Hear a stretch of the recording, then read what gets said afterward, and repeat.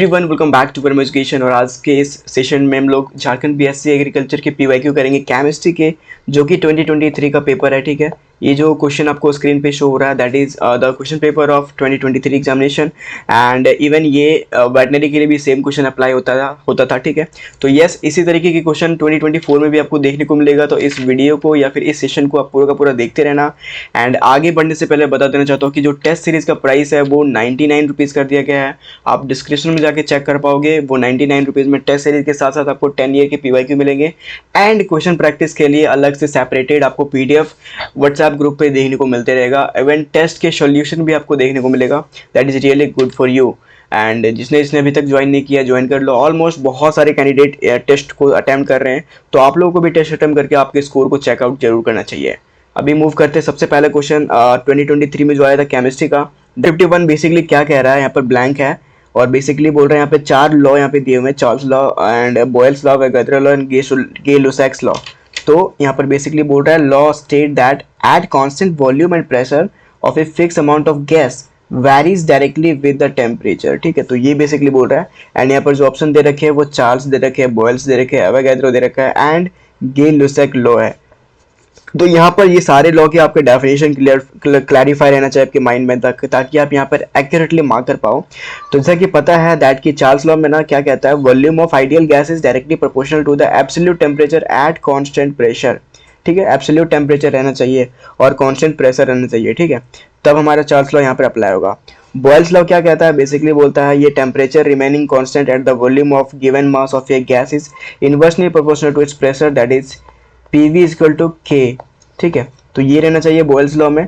But यहाँ पर हम लोग को बेसिकली बोल रहा है ना दैट की constant volume pressure of a fix amount of gas varies directly with the temperature. ये किस में अप्लाई होता है, गे-लुसैक लॉ में। ठीक है, गे-लुसैक लॉ क्या कहता है, pressure of a fix mass of a gas at constant volume is directly proportional to the temperature. ठीक है, और ये केल्विन स्केल में मेजर होता है। ठीक है, तो हमारा गे-लुसैक लॉ यहाँ पर पहला क्वेश्चन आंसर का मतलब क्वेश्चन का करेक्ट आंसर है। Now move to second question 52। यहाँ पर भी ब्लैंक दिया हुआ है, is radioactive and emits low energy beta particles. ठीक है, तो ये हमारा किस चैप्टर से क्वेश्चन आता है, तो ये बेसिकली हाइड्रोजन से है। ठीक है, हाइड्रोजन जिसने रिवाइज नहीं किया रिवाइज कर लो, क्योंकि हाइड्रोजन से बहुत सारे क्वेश्चन देखने को मिलेगा आपको। यहाँ पर 3 क्वेश्चन यहाँ पर 2023 में आ रखे हैं। ठीक है, मैं आपको आगे दिखाने ही वाला हूँ। ठीक है, तो देखो यहाँ पर बेसिकली क्वेश्चन क्या कह रहा है, is radioactive and emit low energy beta particle. यहाँ पर ऑप्शन क्या क्या दे रखा है, protium, deuterium, ट्राइट्रियम and terrestrial hydrogen. तो यहाँ पर जो करेक्ट आंसर हम लोग को पता है ना, जो ट्राइट्रियम है वो हमारा नॉन टॉक्सिक है और ये बेसिकली लो एनर्जी को एमिट करता है। ठीक है, तो ट्राइट्रियम is the right answer for question number 2। And third question की ओर मूव करते हैं।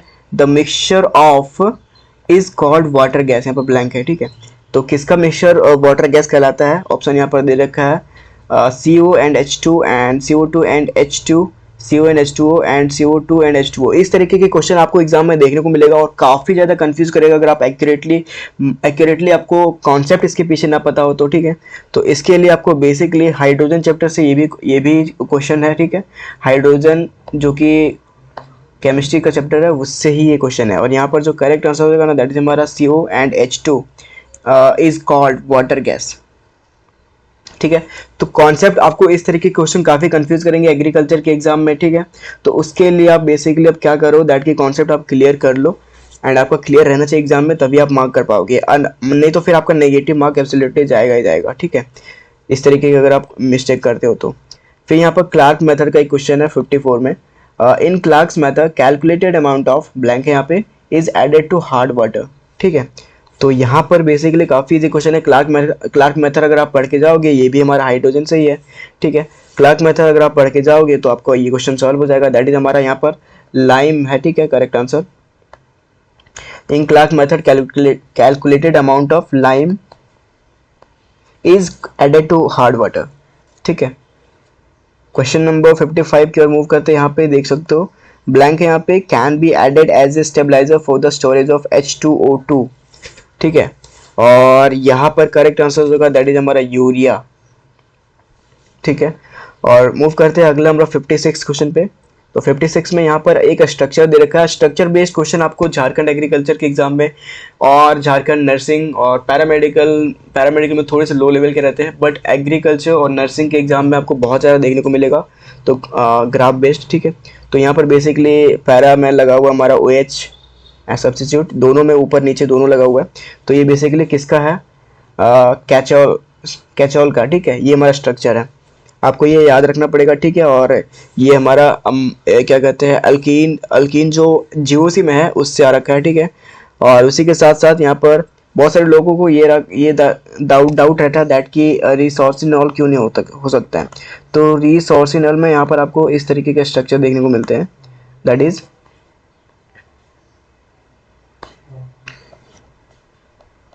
ये, ठीक है। यहाँ पर हमारा पैरामेनॉल के यहाँ पर हमारा ओ एच अटैच है, ठीक है। दैट्स वाई यहाँ पर रिसोर्सिनॉल यहाँ पे करेक्ट नहीं होगा। The correct answer that is catechol. Question number 57 that is यहाँ पर क्या कह रहा है, दैट असिटाइलेशन ऑफ ब्लैंक है यहाँ पे प्रोड्यूसेस एस्पिरिन। और हम लोगों ने ऑलरेडी टेस्ट में भी बता रखे हैं दैट कि केमिस्ट्री इन एवरी लाइफ काफ़ी वेटेज रखता है, पॉलीमर्स काफ़ी वेटेज रखता है। उसी तरीके से यहाँ पर देख सकते हो एस्पिरिन के रिलेटेड यहाँ पे क्वेश्चन पूछ रखा है। तो ये काफ़ी इंपॉर्टेंट और काफ़ी इजी क्वेश्चन है, दैट इज सैलिसाइक्लिक एसिड, ठीक है।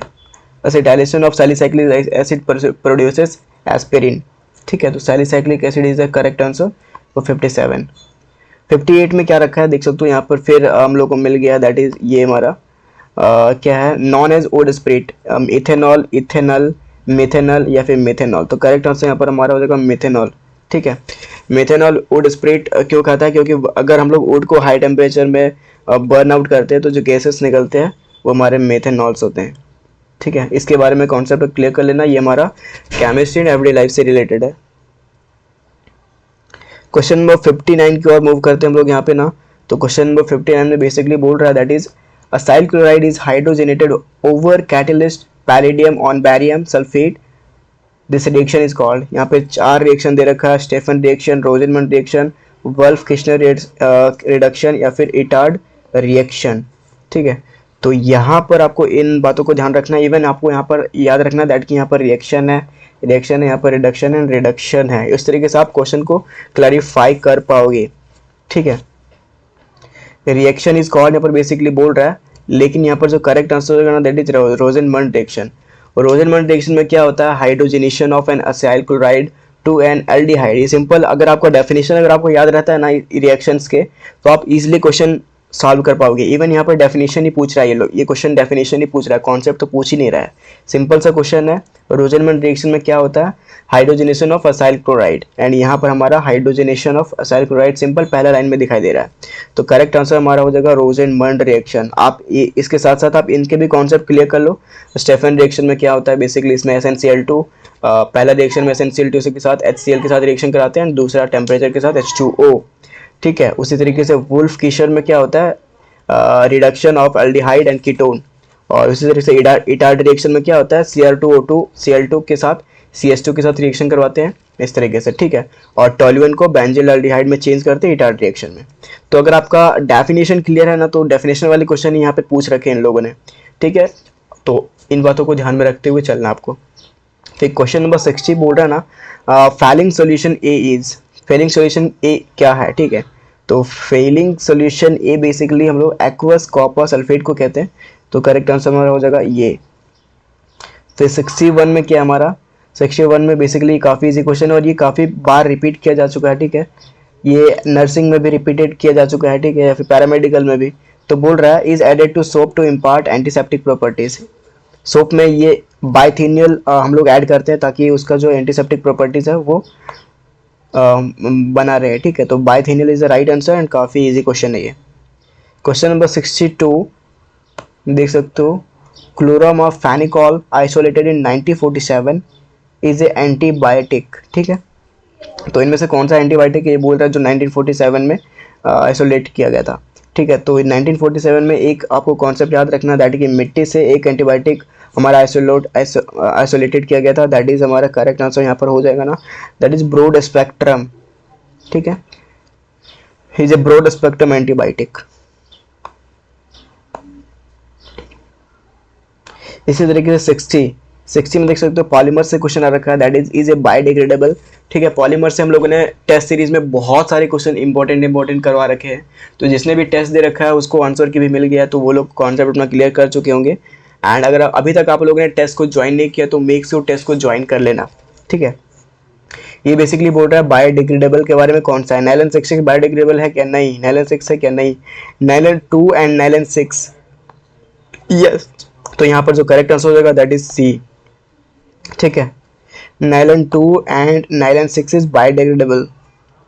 इसी तरीके से 64 की ओर हम लोग आगे बढ़ते हैं ना, तो 64 में है is use in the manufacture of unbreakable crockery या फिर क्रॉकरी, सॉरी क्रॉकरी।